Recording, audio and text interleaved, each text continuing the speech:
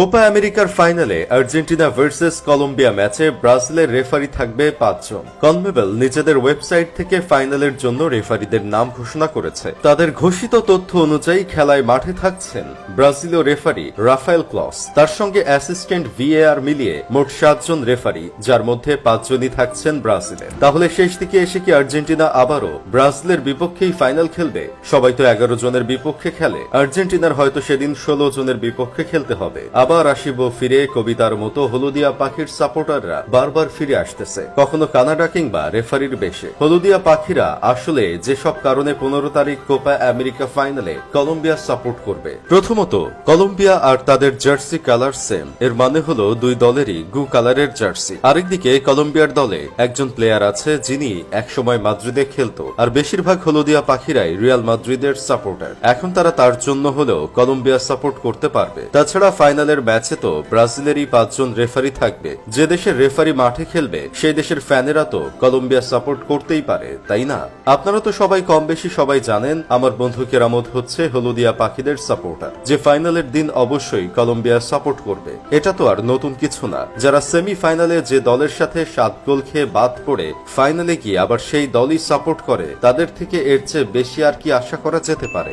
গত কোপা আমেরিকায় যারা ব্রাজিল সাপোর্টার হয়েও মেসির হাতে কোপা আমেরিকা শিরোপা দেখতে চেয়েছিল, তারা এবার আর মেসির হাতে কোপা আমেরিকা দেখতে চাচ্ছে না। কারণ মেসি তো ২১ সালের কোপা জিতার পর ২০২২ সালের কাতার বিশ্বকাপটাও জিতে নিয়েছেন। এখন যদি এবারের কোপা আমেরিকাটাও মেসির ঝুলিতে উঠে যায়, তাহলে তো টানা ৩ শিরোপা জিতার কীর্তি গড়ে ফেলবেন তিনি। এমনটা হলে তো তারা আর তর্কে জড়াতে পারবে না। তাই তারা এবার চায় কোপা আমেরিকা হামেস রদ্রিগেজের হাতেই উঠুক। ভাইরে, এরা দিনে যতবার রং বদলায়, একটা গিরগিটিও এতবার রং বদলায় না। এর আগে ব্রাজিল ভার্সেস কলম্বিয়া ম্যাচে আর্জেন্টিনার রেফারি ছিল, সেই ম্যাচে নিশ্চিত পেনাল্টি থেকে বঞ্চিত করা হয়েছিল ব্রাজিলকে। পরবর্তীতে কনমেবল সেই ভুলও স্বীকার করেছে। যদি সেদিন ব্রাজিল পেনাল্টি পেয়ে যেত, তাহলে তারা কোয়ার্টার ফাইনালে পানামাকে পেত এবং তাদের সাথে আরো কিছু হতে পারত। কিন্তু সেই ভুলের জন্য তারা উরুগুয়ের সাথে কিক খেয়ে বাড়ি চলে গেছে।